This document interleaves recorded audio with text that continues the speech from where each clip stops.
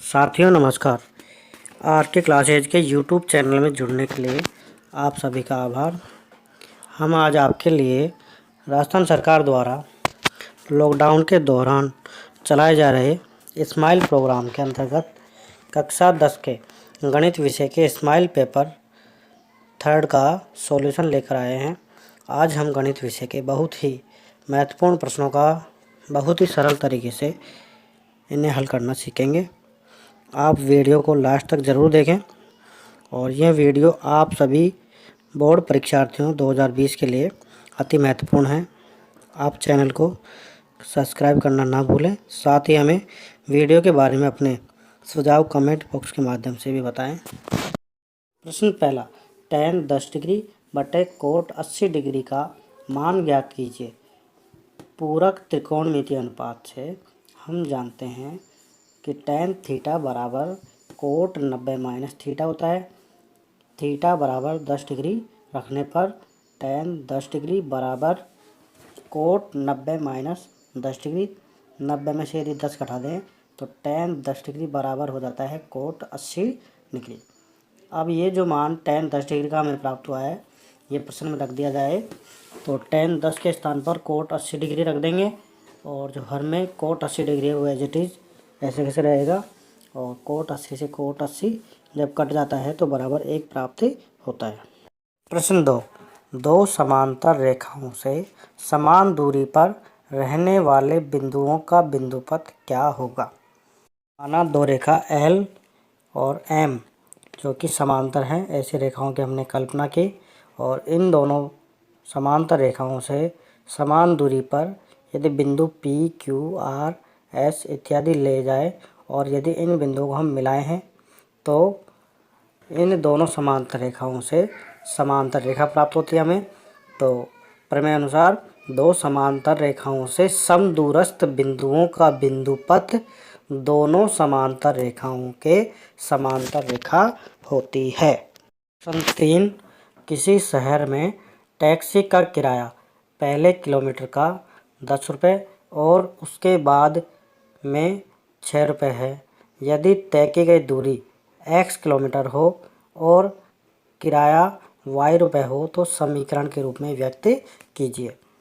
यहाँ दिया हुआ है प्रथम किलोमीटर का किराया, यानी पहले किलोमीटर का जो किराया है वह 10 रुपये है और उसके बाद प्रति किलोमीटर किराया 6 रुपये है।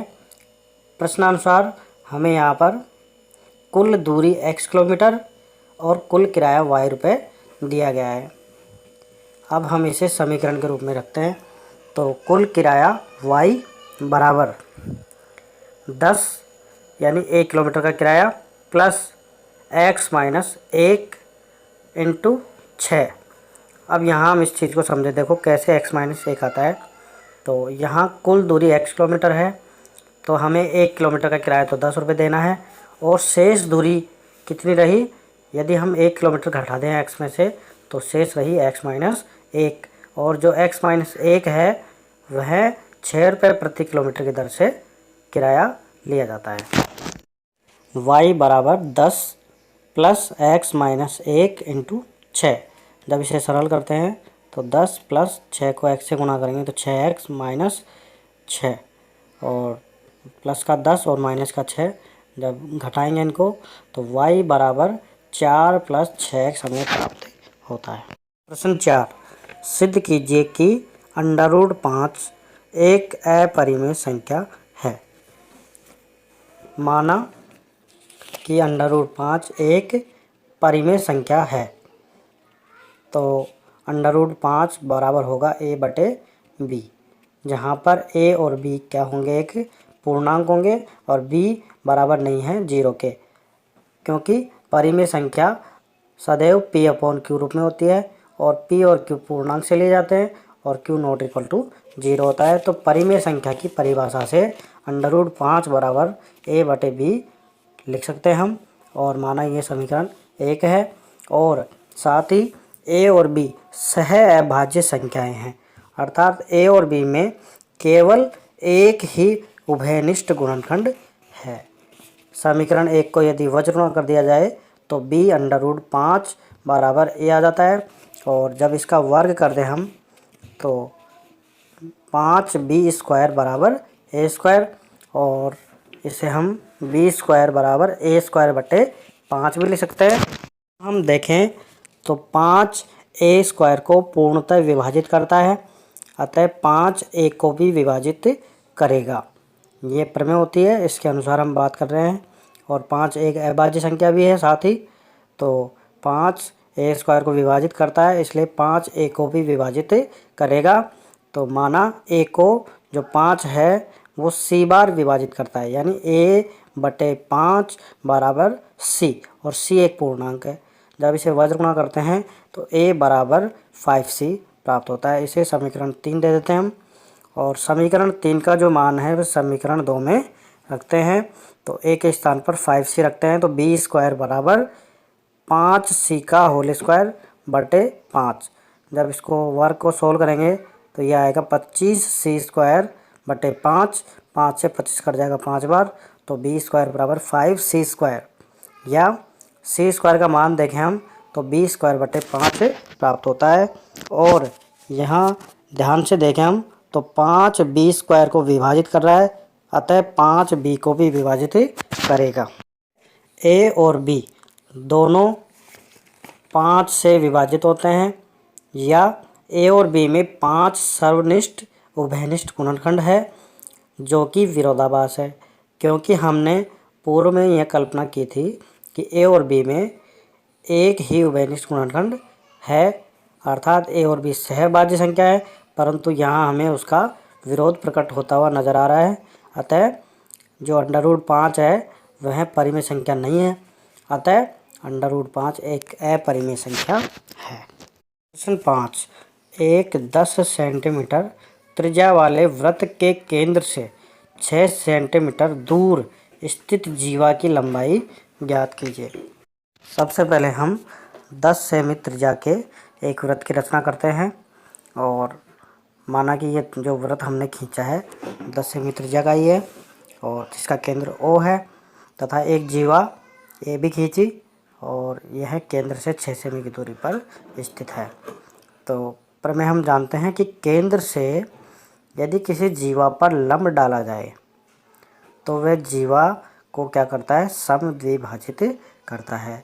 यानी केंद्र O से यदि जीवा AB पर लंब खींचा जाए, यदि OM लंब हो तो ये जो लंब है ये जीवा को क्या करेगा, समान दो भागों में विभाजित करता है, अर्थात AM और जो MB है वह कितने होंगे, AB के आधे आधे के बराबर होते हैं। और यहाँ पर हम प्रश्नानुसार देखें तो OA वृत्त की त्रिज्या है जो हमें 10 सेमी दे रखी है, और OM बराबर 6 सेमी है जो कि जीवा की केंद्र से दूरी है। और पाइथागोरस त्रिभुज में हम देखें, पाइथागोरस में तो हमारे पास कर्ण स्क्वायर बराबर लंब स्क्वायर प्लस आधार स्क्वायर होता है। तो यहाँ त्रिभुज AOM एक समकोण त्रिभुज है, तो इसमें कर्ण हो गया OA, तो OA का स्क्वायर बराबर लंब OM का होल स्क्वायर प्लस आधार AM का होल स्क्वायर। OA के स्थान पर यदि 10 रख दिया जाए तो 10 का स्क्वायर बराबर OM 6 का whole square plus AM square. यदि इनको सरल करें हम 10 का वर्ग तो 100 आ जाता है, और 6 का वर्ग 36 प्लस AM स्क्वायर। जब 36 का पक्षांतरण कर दिया जाए तो AM स्क्वायर बराबर जाता है 100 - 36, और AM स्क्वायर बराबर होता है हमारे पास 64। और जब इसका वर्ग कर दें, वर्गमूल कर दें हम दोनों पक्षों का, तो AM बराबर √64 और AM बराबर 8 सेमी प्राप्त होता है। अब हम देखें कि AB दो भागों में विभाजित है, AM प्लस MB। हमें जीवा AB की लंबाई ज्ञात करनी है, तो जीवा AB दो भागों में विभाजित है, AM प्लस MB। तो AM और MB दोनों बराबर हैं, क्योंकि हमने प्रमेय पहले देख चुके हैं हम कि केंद्र से जीवा पर डाला गया लंब जीवा को समद्विभाजित करता है। हमने AM का मान 8 प्राप्त किया अभी, तो 8 और MB भी 8 होगा, इसलिए 8 + 8 बराबर 16 सेंटीमीटर जीवा की लंबाई होगी। प्रश्न 6, एक रोलर की लंबाई 2 मीटर और व्यास 1.5 मीटर है। ज्ञात कीजिए 5 चक्कर लगाने में रोलर कितना क्षेत्रफल समतल करेगा। तो जो रोलर होता है वह एक बेलन का होता है जो कि क्षैतिज रूप में लेटा हुआ होता है। तो यहाँ दिया गया है रोलर अर्थात बेलन की जो लंबाई है, जिसे हम यदि ऊर्ध्वाधर माने तो वह ऊंचाई भी होगी। तो यहाँ रोलर की जो लंबाई है उसे हम बेलन की ऊंचाई कहेंगे, तो वह 2 मीटर है। और जो रोलर है उसका व्यास 1.4 मीटर है। व्यास त्रिज्या का दुगना होता है। तो त्रिज्या निकालने के लिए हमें व्यास में 2 का भाग लगाना होगा। तो r बराबर 1.4/2 बराबर 0.7 मीटर। बेलन का यानी रोलर का एक चक्कर लगाने पर समतल किया गया क्षेत्रफल, वह क्या होता है? बेलन का वक्र पृष्ठ होता है। अर्थात यदि हम बेलन को देखें तो बेलन द्वारा एक चक्कर लगा दें हम यानी सड़क पर, तो वह कितना क्षेत्रफल समतल कर लेगा? तो बेलन के वक्र पृष्ठ यानी जो मुड़ा हुआ भाग उसका वक्रित भाग है, उसके द्वारा जो क्षेत्रफल है वह एक चक्कर में समतल किया जा सकता है। बेलन का वक्र पृष्ठीय क्षेत्रफल बराबर 2πr/h का प्रयोग करके हम इस रोलर द्वारा समतल किया गया क्षेत्रफल ज्ञात करेंगे। तो यहाँ पर हमें 2 के स्थान पर 2 लिखना है और पाई के स्थान पर 22/7 तथा जो r है वह त्रिज्या है और त्रिज्या के स्थान पर 0.7 लिखेंगे और ऊंचाई के स्थान पर हम 2 मीटर लिखते हैं। अब सबसे पहले हम दशमलव घटाते हैं तो नीचे 10 आता है और 7 से 7 कट जाएगा और 2 को 22 को और 2 को यदि मल्टीप्लाई करते हैं हम गुणा कर देते हैं तो 2 को 22 से 44, 44 को 2 से गुणा करने पर 88 और बटे में 10 है। तो ये हमारे पास 88/10 अर्थात 10 का भाग लगाने पर 8.8 वर्ग मीटर क्षेत्रफल जो है रोलर के द्वारा एक चक्कर में समतल किया गया क्षेत्रफल है। अतः हम देखें यहाँ हमें ज्ञात क्या करना है? 5 चक्कर में समतल किया गया क्षेत्रफल। तो रोलर द्वारा 5 चक्कर में समतल किया गया क्षेत्रफल कितना होगा? 5 गुणा 8.8 वर्ग मीटर बराबर हो जाएगा हमारे पास 44 वर्ग मीटर। इतना क्षेत्रफल रोलर के द्वारा 5 चक्कर में समतल किया जा सकता है। प्रश्न 7, 2 द्विघातीय व्यंजकों की लघुत्तम समापरिवर्तक एवं महत्तम समापरिवर्तक क्रमशः x³ - 7x + 6 एवं x - 1 है। तो दोनों व्यंजक ज्ञात कीजिए। तो साथियों हमें यहाँ 2 द्विघातीय व्यंजक हैं, उन दोनों के HCF और एलसीएम दिए हुए हैं। यदि एलसीएम की बात करें तो एलसीएम हमारे पास x³ - 7x + 6 है और यह 3 घात का है। तो इसके 3 गुणनखंड संभव हैं। तो सबसे पहले हम इसके गुणनखंड ज्ञात करेंगे। तो दिए गए समीकरण में हम यदि x बराबर 2 रख दें और फिर समीकरण को हल करते हैं तो जहाँ जहाँ x है वहाँ पर 2 रखना हमें।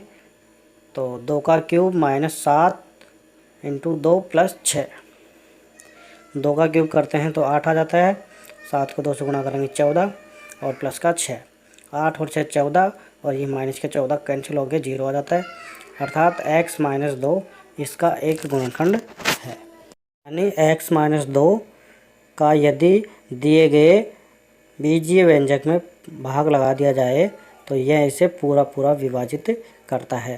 गुणनखंड वही होता है जो उसका एक गुणा के रूप में हो, गुणज हो या उसे पूर्णतः विभाजित कर सके। तो यहाँ हम x - 2 इसका एक गुणनखंड है, ये प्राप्त हमने कर लिया है। अब हम x - 2 का x³ - 7x + 6 में इसका भाग लगाते हैं। तो पहली संख्या देखें तो x³ है और यहाँ पर जो भाज्य है उसमें x³ है और भाजक में पहला पद है x। यदि हम इसको इसके विभाजित करें तो x² प्राप्त होता है। x² को भाजक से गुणा करें तो x² x से गुणा होकर x³ और -2 से x² जब गुणा होगा तो -2x² होता है। अब इसको यदि हम चिन्ह चेंज कर दें, घटा दें तो माइनस का हो जाएगा नीचे वाला चिन्ह और ये माइनस का 2x² ये प्लस का हो जाएगा। x³ से x³ कैंसिल हो जाता है और जब हम इसको लिखेंगे तो पहले बड़ी घात जो है वो 2x² है, माइनस का 7x उतार देते हैं नीचे। अब पुनः पहले पद का वापस डिवाइड करते हैं तो 2x² को x से जब भाग लगाएंगे हम तो 2x प्राप्त होगा प्लस का और प्लस के 2x को x से गुणा करने पर 2x स्क्वायर, और माइनस 2 से गुणा करेंगे 2x को तो माइनस का 4x, और जब इनका चिन्ह बदलेंगे हम तो ये माइनस का 2x स्क्वायर और ये प्लस का 4x हो जाता है। पहली संख्या से कैंसिल हो जाती है, और ये माइनस का 7 और प्लस का 4x ये घट के माइनस का 3x आ जाता है, और ऊपर से हम प्लस का 6 उतार देते हैं। पुनः पहली संख्या में यदि पहली संख्या का भाग लगाएं हम माइनस के 3x में x का तो -3 आ जाता है। -3 को x से गुणा कर दें तो -3x, और -3 को -2 से गुणा करेंगे प्लस का 6 आ जाता है, और इनका चिन्ह बदलने पे प्लस का 3x और माइनस का 6। चिन्ह बदलने पर दोनों संख्या विपरीत चिन्ह होने के कारण कट जाती हैं और शेष फल शून्य प्राप्त होता है। अतः x-2 का भाग लगाने पर हमें भागफल के रूप में x स्क्वायर प्लस 2x - 3 प्राप्त होता है। अभी हम भाजकता नियम देखें तो हमारे पास होता है भाज्य बराबर भाजक इंटू भागफल प्लस शेषफल। तो यहाँ शेषफल शून्य है तो भाज्य के स्थान पर भाज्य रखते हैं x³ - 7x + 6, और भाजक के स्थान पर x-2 और भागफल के स्थान पर x स्क्वायर प्लस 2x - 3 लिखते हैं और प्लस शेषफल 0। अब हम इस जो द्विघात समीकरण इसके दो टुकड़े करते हैं। तो गुणनखंड नियम से मध्य पद में प्लस का 2 है, और प्रथम और अंतिम पद को यदि गुणा कर दिया जाए तो -3 आ जाता है। तो हम बीच वाला जो पद है मध्य पद प्लस का 2, इसके ऐसे दो गुणनखंड करते हैं कि जोड़ने पर +2 और गुणा करने पर -3 प्राप्त हो। तो ऐसा द्वितीय गुणनखंड प्लस का 3x और माइनस का 1x प्राप्त होता है।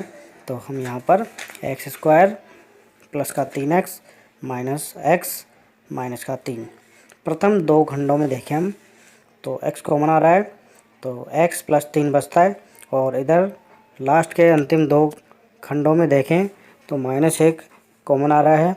जब भी बाहर माइनस कॉमन लिया जाएगा तो अंदर का चिन्ह बदल जाता है। तो यहाँ -1 कॉमन लेने पर x + 3 प्राप्त होता है। पुनः देखें तो x + 3 दोनों में सर्वनिष्ठ है। x + 3 कॉमन लेने पर x - 1 बचता है। इस प्रकार x³ - 7x + 6 के तीन गुणनखंड x - 2, x + 3 और x - 1 प्राप्त होता है। दूसरी तरफ देखें तो h हमें x - 1 दिया हुआ है प्रश्न में। जो महत्तम समापवर्तक है वह x - 1 है। अब हम प्रथम व्यंजक और द्वितीय व्यंजक की बात करें तो साथियों हम सभी जानते हैं कि जो महत्तम समापवर्तक होता है HCF जो होता है वह दोनों बीजीय व्यंजकों में उभयनिष्ठ उच्चतम घात होती है। अतः जो ये महत्तम समापवर्तक दिया गया है ये x - 1 हम मान लेते हैं कि पहला व्यंजक फर्स्ट बराबर क्या होगा और सेकंड बराबर क्या होगा। तो x - 1 दोनों में लिख देते हैं हम, क्योंकि x - 1 दोनों में उभयनिष्ठ गुणनखंड होगा, क्योंकि महत्तम समापवर्तक हमें x - 1 दिया हुआ है। साथ ही एलसीएम के हमें तीन गुणनखंड प्राप्त हुए हैं जो इस प्रकार हैं x - 2, x + 3 और x - 1। तो हमने x - 1 को लिख दिया है। अब शेष दो गुणनखंड रहे x - 2 और x + 3। इनमें एक गुणनखंड किसी भी तरीके से हम ऊपर और एक गुणनखंड नीचे लिख देते हैं। तो पहले बीजीय व्यंजक में देखें तो x - 1 उभयनिष्ठ गुणनखंड आ गया, और x - 2 लिख देते हैं दूसरे में x + 3। इस प्रकार पहले यदि बीजीय व्यंजक को हल करें तो x - 1 और x - 2 प्राप्त होता है, और इसको सरल करने पर गुणा करने पर x² - का 2x - का x + 2 अर्थात x² - का 3x + का 2 प्राप्त होता है। इसी प्रकार दूसरे को बीजीय व्यंजक की बात करें तो x - 1 और x + 3 प्राप्त होता है, और इसको सरल करें हम तो x² + 3x - का 1x - 3 बराबर x² + का 2x - 3 प्राप्त होता है। अतः पहला व्यंजक द्विघातीय व्यंजक x² - 3x + 2 और दूसरा द्वितीय व्यंजक द्विघातीय व्यंजक x² + का 2x - 3 है। अगला क्वेश्चन नंबर 8, 1 से 1000 के मध्य 3 से भाज्य सभी विषम संख्याओं का योगफल ज्ञात कीजिए। साथियों 1 और 1000 के जो मध्य में 3 से विभाजित भी हों परंतु विषम संख्या ही हों, ऐसी संख्याओं का हमें योग ज्ञात करना है। तो 1 से शुरू करते हुए हम देखते हैं तो 3 3 से विभाजित होने वाली संख्या है और साथ ही विषम संख्या भी है, इसलिए 3। फिर देखें हम 6 3 से विभाजित है परंतु विषम नहीं है, इसलिए उसको हम छोड़ देते हैं। फिर 9 को देखें तो 3 से विभाजित है और साथ ही विषम संख्या भी है, अतः हम 3 9 और इस प्रकार आगे देखें तो 15 21 डैश डैश डैश डैश और लास्ट में 999 यह एक समांतर श्रेणी में प्राप्त हो जाती है। और इस समांतर श्रेणी में पहला पद 3 है, a बराबर 3 है और सारवंतर d बराबर 6 है प्लस का, और जो इसका अंतिम पद है वह 999 है, an बराबर 999। समांतर श्रेणी में एक सूत्र होता है an बराबर a प्लस ब्रैकेट में n-1 इंटू डी। यह n वां पद ज्ञात करने का सूत्र है। यहाँ पर अंतिम पद हमें an का मान 999 दिया हुआ है, वह लिख देते हैं, और a के स्थान पर 3 दिया हुआ है वो भी लिख देते हैं, और n ज्ञात करना हमें तो n-1 एज इट इज रहेगा और d के स्थान पर 6 लिख देते हैं। जब इसे हम सरल करते हैं तो 999 बराबर 3 प्लस 6 को n से गुणा करने पे 6n और 6 को -1 से गुणा करने पे -6 प्राप्त होता है। और 3 और -6 को देखें तो -3 होता है तो 6n-3 यानी 999 बराबर 6n-3। और जब 3 का पक्षांतर कर दें हम तो ये +3 हो जाता है, तो 6n बराबर 1002।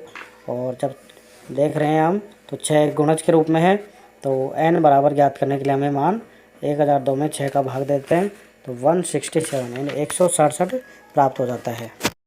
हमने 1 और 1000 के मध्य में 3 से विभाजित होने वाली विषम संख्याएं तो ज्ञात कर ली जो कि 167 है। अब हमें इनका योग भी ज्ञात करना है, अतः Sn बराबर n/2 bracket 2a plus bracket n-1 into D. इस सूत्र में हम मान रख के इन संख्याओं का योग भी प्राप्त कर सकते हैं।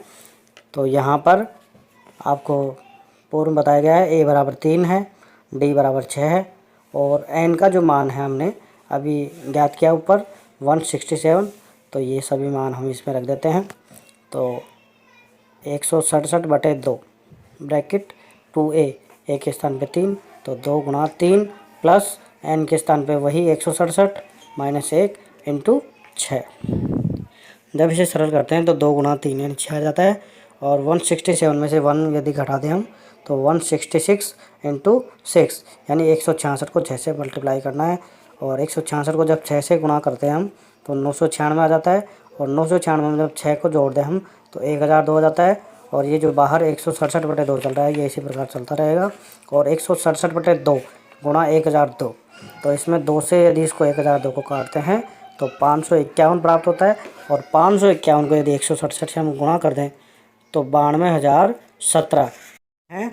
1 से 1000 के बीच 3 से भाज्य सभी विषम संख्याओं का योग हमें प्राप्त होता है। अगला क्वेश्चन है 9वां, निम्न रैखिक समीकरण युग्म को आलेखीय विधि से हल कीजिए तथा उन बिंदुओं के निर्देशांक ज्ञात कीजिए जहां इनके द्वारा निरूपित रेखाएं y अक्ष को काटती हैं। 3x + 2y = 12 पहला समीकरण, 5x - 2y = 4 समीकरण दूसरा। समीकरण 1 से हम देखें तो 3x बराबर 12 - 2y और x बराबर हो गया हमारे पास 12 - 2y/3। ये जो समीकरण है इसमें हम y के मान रखते हुए x के मान प्राप्त करते हैं।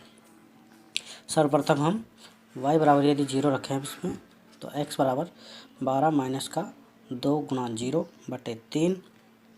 जब इसे सरल करेंगे 2 को 0 से गुणा करेंगे तो 0 होगा, और 12 में 0 घटाएंगे तो 12 ही बचेगा, तो x बराबर हमारे पास आ जाता है 12/3 यानी x बराबर 4 और y बराबर 0, अर्थात पहला बिंदु हमें प्राप्त होता है x बराबर 4 और y बराबर 0। इसी प्रकार यदि समीकरण में y बराबर 3 रख दिया जाए तो x बराबर 12 - 2 गुणा 3/3। जब 2 को 3 से गुणा करेंगे तो यह आएगा 12 - 6/3। 12 में 6 घटा देंगे तो x बराबर आएगा 6/3, और 3 से जब इसे विभाजित कर देंगे तो x बराबर 2 और y बराबर 3। तो दूसरा बिंदु हमें प्राप्त होता है 2 और 3। इसी प्रकार यदि y बराबर 6 रख दिया जाए तो x बराबर 12 माइनस का 2 गुणा 6 और 6 दूनी 12, तो 12 माइनस 12 बटे 3 यानी x बराबर हो गया 0 बटे 3। तो x बराबर 0 y बराबर 6, अर्थात तीसरा बिंदु हमारे पास आ गया x बराबर 0 y बराबर 6। इन सभी मानों को हम एक सारणीबद्ध रूप से लिखते हैं। तो x और y, पहला बिंदु हमारे पास आता है 4 0, दूसरा बिंदु आता है 2 3, तीसरा बिंदु आता है हमारे पास में 0 6। इसी तरीके से अनेक मान हम निकाल सकते हैं। इसी प्रकार समीकरण 2 जो हमें दिया गया था 5x माइनस 2y बराबर 4, इसमें भी हम y का पक्षांतरण करते हुए x का मान ज्ञात करते हैं। तो 5x बराबर 4 प्लस का 2y और x बराबर हो जाएगा हमारे पास में 4 प्लस 2y बटे 5। यहाँ y के मान रखते हुए हम x के मान प्राप्त करेंगे। सबसे पहले हम y बराबर -2 रखते हैं और x बराबर हमारे पास आएगा 4 प्लस 2 और y के स्थान पे -2 रखते हैं, तो 2 को -2 से गुणा करेंगे तो ये -4 आ जाता है और 4 माइनस 4 और बटे में 5, तो ये x बराबर हो जाता है 0 बटे 5। और जब इसको सरल करेंगे तो x बराबर 0 प्राप्त होता है और y बराबर -2। तो ये दूसरे समीकरण का पहला बिंदु है, x बराबर 0 माइनस का और y बराबर 2 माइनस का 2। इसी प्रकार यदि y बराबर 3 रख दिया जाए तो x बराबर 4 प्लस 2 गुणा 3 बटे 5 और 2 तिया 6 और 4 10, 10 बटे 5 यानी कि x बराबर 5 और y बराबर 3। इसी प्रकार 8 रखने पर हमें x बराबर 4 प्लस 2 गुणा 8, 8 दूनी 16 और 4 प्लस 16 तो 20, 20 बटे 5, तो x बराबर हमारे पास 4 प्राप्त हो जाता है और y बराबर 8 होता है। इन सभी मानों को हम सारणी में रखते हैं तो ये समीकरण 2 से हमें सेकंड सारणी प्राप्त होती है। पहला मान 0 माइनस का 2 तथा दूसरा मान 2 3 और तीसरा मान 4 8 प्राप्त होता है। समीकरण 1 और समीकरण 2 से बनी सारणियों के जो मान हैं हम ग्राफ में प्रतिस्थापित करेंगे। इसके लिए हम ग्राफ में एक क्षैतिज रेखा खींचेंगे और क्षैतिज रेखा के दाईं ओर x अक्ष और इसके बाईं ओर x डैश, x के दाईं ओर सारे मान धनात्मक होंगे 1 2 3 4 5 और इसी प्रकार इसके बाईं ओर सारे मान ऋणात्मक होंगे माइनस का 1 माइनस के 2 माइनस के 3। इसी प्रकार ऊर्ध्वाधर रेखा में ऊपर के मान y जो कि धनात्मक होंगे 1 2 3 4 5 और नीचे के जो मान है वो ऋणात्मक होंगे माइनस का 1 2 3 4 5। और हम पहले सारणी से देखें हम तो पहला बिंदु है 4 0, तो 4 x का मान है इसलिए और y का मान 0 है तो y 0 है, अर्थात यह बिंदु x अक्ष पे स्थित होगा। तो ये पहला बिंदु है तो यह 4 पे हम गोला कर देते हैं एक और ये बिंदु हो गया 4 0। इसी प्रकार दूसरा बिंदु है 2 3, तो x का मान 2 है y का मान 3 है, तो x और y से हम चलें तो ये दोनों बिंदु यहाँ पर प्रतिच्छेद कर रहे हैं। और इसी प्रकार तीसरा बिंदु है 0 6, यानी यहाँ x 0 है अर्थात यह बिंदु y अक्ष पे होगा और y अक्ष का मान यहाँ पर 6 है तो ये 6 पर y अक्ष पर प्रतिच्छेद करेगा। इन तीनों बिंदुओं को मिलाने पर हमें एक रेखा प्राप्त होती है और यह रेखा 3x प्लस 2y बराबर 12 का एक समीकरण होगा, एक रेखा होगी इसका। और इसी प्रकार सारणी 2 में देखें हम तो पहला मान हमारे पास 0 माइनस का 2 है, अर्थात x का मान 0 है y का मान -2 है। तो x बराबर 0 है तो ये y अक्ष पे स्थित होगी, तो y का मान माइनस में देखें तो नीचे की ओर है, इस पर सर्किल कर देते हैं -2 पर। और 2 3 जो हमने पूर्व में लिखा था वही बिंदु आ गया जहाँ पर 2 और 3 प्रतिशत कर रहे हैं। और तीसरा बिंदु 4 8, तो 4 और 8 पे हम मिला देते हैं, ये बिंदु प्राप्त होता है। इन तीनों बिंदुओं को मिलाने पर हमें एक सरल रेखा प्राप्त होती है। यह सरल रेखा 5x माइनस 2y बराबर 4 का एक रेखिक आलेख है और दोनों रेखाएं समीकरण 1 और समीकरण 2, ये दोनों रेखाएं बिंदु 2 3 पर एक दूसरे को प्रतिच्छेद कर रही हैं और यह जो प्रतिच्छेद बिंदु है यहीं दिए गए रैखिक समीकरण युग्म का आलेखीय विधि से हल है। परंतु हमें यहाँ इसके अतिरिक्त एक और चीज़ ज्ञात करनी है जो प्रश्न में लिखा है कि उन बिंदुओं के निर्देशांक ज्ञात कीजिए जहाँ इनके द्वारा निरूपित रेखाएं y अक्ष को काटती हैं, अर्थात ये जो दोनों रेखाएं हैं ये y अक्ष को किस बिंदु पर प्रतिच्छेद करती है, y अक्ष को कहाँ कहाँ काटती है। तो प्रथम रेखा की बात करें हम तो ये जो रेखा है y अक्ष को 0 6 यानी वह बिंदु क्या होगा 0.6 पर प्रतिच्छेद करती है। इसी प्रकार द्वितीय रेखा हम देखें तो वाई एक्स को 0-2 पर प्रतिच्छेद करती है। अगला प्रश्न है 10वां, सिद्ध कीजिए किसी त्रिभुज की एक भुजा के समांतर खींची गई रेखा त्रिभुज की शेष दोनों भुजाओं को प्रतिच्छेद करे तो ये दोनों भुजाओं को समान अनुपात में विभाजित करती है। इस प्रमेय का उपयोग करके x का मान ज्ञात कीजिए।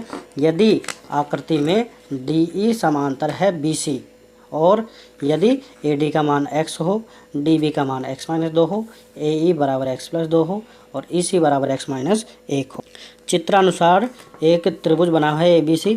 इस त्रिभुज ABC में BC भुजा के समांतर एक DE रेखा खींची गई है जो कि हमें दिया हुआ है और हम समानुपातिक प्रमेय से जानते हैं कि त्रिभुज की एक भुजा के समांतर एक रेखा खींची जाए, ऐसी रेखा जो शेष दो भुजाओं को प्रतिच्छेद करे तो यह दोनों भुजाओं को समान अनुपात में विभाजित करती है।